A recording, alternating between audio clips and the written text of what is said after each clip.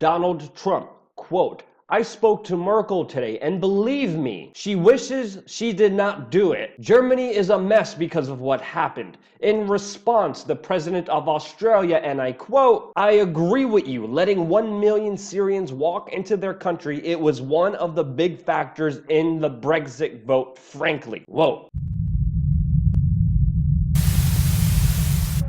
Welcome back, amazing human beings. Today is August 4th, 2017, and in today's We Are Change weekly wrap-up video that we call What the Hell is Really Happening, where we try to give you all the important news condensed in this video, we will be talking about the Russians now trash-talking Donald Trump, while the CIA spies on him and releases his private phone conversations, and of course the end times that YouTube is signaling to everyone, especially the controversial people, the not advertiser-friendly people, the truth tellers of YouTube, that is coming down on all of us very soon. Now, to start today's broadcast, I wanted to talk about what everyone is focusing on, and that, of course, is the leaked transcripts of Donald Trump's private conversations that he had with the presidents of Mexico and Australia. Really intimate conversations where we got an insight into Donald Trump, who said things like, quote, that New Hampshire is a drug-infested den. Another quote, why do you discriminate against boats? And of course, quote, I look like a dope. Now, of course, the mainstream media nitpicks specific sound bites in order to make Donald Trump look bad. But if you actually look at the official transcripts,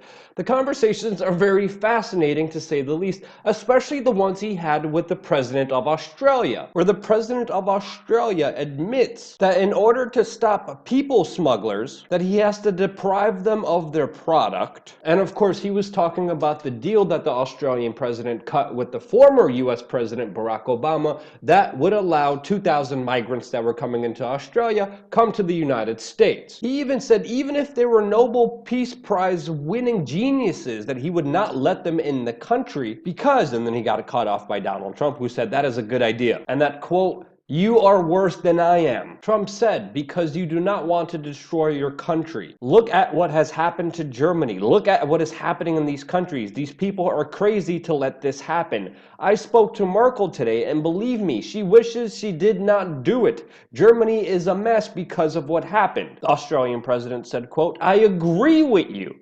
Letting 1 million Syrians walk into your country, it was one of the big factors in the Brexit vote, frankly. Trump responded saying, quote, well, there could be 2 million people coming from Germany. 2 million people. Can you believe it? It will never be the same. The Australian president then reiterated that he cannot maintain popular support for immigration policy, multiculturalism, unless, quote, you can control your border. He then tries to persuade Donald Trump in order to take these 2,000 migrants. Trump reiterates how it's going to make him look bad in the media, talks about the stupid deals the president before him signed, and this issue being the most important reason why he got reelected, and the conversation goes on and on. He also said things like, this deal will make me look horrible. And if you look at these conversations with these world leaders, you could really see Donald Trump caring more about his image than the promises that he made to the people that got him elected, which is very troubling. But I think the bigger picture that everyone is missing here is who the hell spied on the president of the United States and leaked his private conversations to the Washington Post? Seriously, these are classified phone calls. Who is above Donald Trump that has access to these or could get their hands on these transcripts and hypothetically be above him and be calling some of the shots here? You know, it's not every day that the president of the United States gets spied on, and the intricacies around this case should be troubling for everyone, knowing that potentially someone could have the authority to do this above the president of the United States.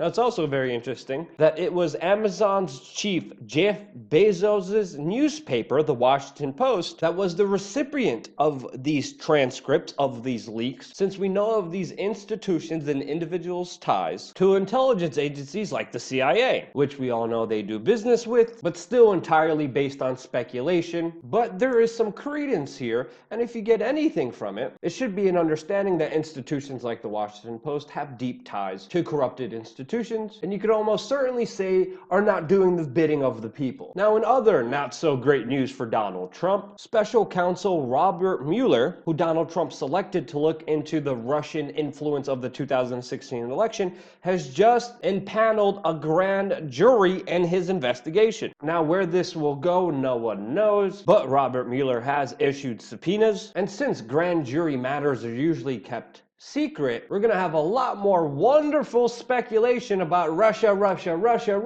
from the horse-stream media that has been obsessing about this for way too long and distracting us from the issue that I'm going to talk about next, and that is the foreign policy aspect of Donald Trump, especially when it's related to Russia. As Donald Trump has even said himself, the relationship between the United States and Russia is at an all-time and very dangerous low. He, of course, is blaming Congress on this, but it is he himself who signed the Russian sanction bill against Russia with zero evidence of the main claim that the sanctions are for, and that is Russian election meddling. Now, the Russians are definitely not taking this lightly, as Putin confidant, former president of Russia and now prime minister of Russia, Medvedev, said that Donald Trump's administration is, quote, weak, that Trump is incompetent and a player who will be liquidated by the US establishment, and that there is no hope for better ties between Russia and the United States. Now, even though all of this is happening, the US mainstream media is still obsessing about Trump's ties to Russia. And it's already becoming tiresome to bring up how ridiculous they're being and how they clearly have an agenda. Now, it's important to note here, before I continue with the news stories here, that just because I critique Donald Trump,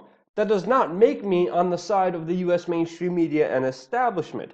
Just because I critique the mainstream media and establishment does not automatically make me a pro-Donald Trump person. I am neither. I think both have flaws, and both do deserve to be critiqued and criticized, because that is the only true way to progress forward and actually think about situations and matters, using our brains instead of letting other people think for us and dictate what we should or shouldn't believe in. Now, in other world actually important news, in Syria, the Russians have decided to deploy the Terminator, the new next generation tank that they have, while at the same time a truce is going into effect in Syria as new safe zones are established that are actually happening in cooperation with Russia and the United States in order to prevent new fighting there and concentrate on going after ISIS. Now, there's rumors that Donald Trump may establish a long-term military base inside of Syria, but so far that is not clear. But from what we know so far in the intel that we're getting, we're hearing that ISIS's days in Syria are numbered, and that at least is some good news. Now, moving forward in some real horrible news, YouTube, which of course is connected to the monolithic monopoly corporate overlord known as Google, has just said that they will be removing terrorist and extremist content even faster, according to USA Today. Now, that's a very catchy headline. I mean, who wouldn't approve of that? But what they fail to mention is that it's not just terrorist and extremist videos that they're going to go after, but also, quote,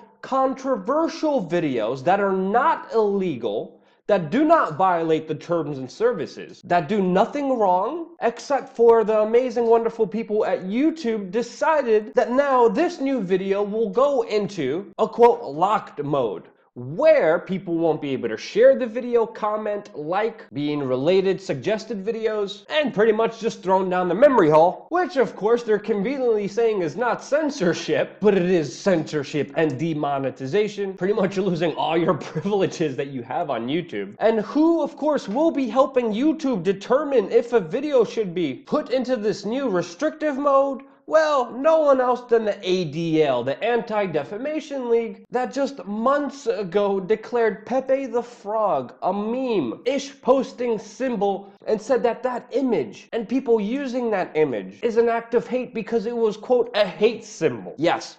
We're screwed. And I already have been screwed. YouTube has been demonetizing my videos for years now, before it was popular. The algorithms have been slapping me around left and right. View counts dramatically go up and down. Subscribers, notifications go away. Hundreds of complaints from people who said that they clicked the bell button and never got a notification. View to like ratios being totally off. There's been a lot of hooey going on, especially with YouTube, with people that they deem controversial or not advertiser friendly. And it's well apparent that this will lead to the crescendo of it, as we are seeing the purging, the cleaning of this major online institution to be more favorable towards corporations and government. And that's exactly what's happening, and now that's why I think we're finally reaching the end times of this beautiful and amazing platform. Now, this sucks, but before we get put into the black memory hole of YouTube, don't forget to go to wearechange.org and sign up on your email list. And if you sign up, I probably won't email you because I still don't have this organized, but I will collect your email, and then if this purge eventually happens, which it will, I'll start making videos on other platforms and then send them to you. So make sure you sign up on that. And if you get a chance and want to see the growth of this independent news organization, support us on wearechange.org/donate. Because if it wasn't for you, none of this would have really existed. Love you guys very much. Thank you so much for watching.